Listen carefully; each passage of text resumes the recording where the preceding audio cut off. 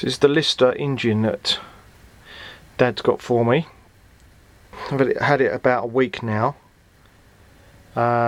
Its piston is seized. There's a spark plug lead that goes from here to here that's missing. Tap's broke. Flywheel seized. Petrol cap's missing.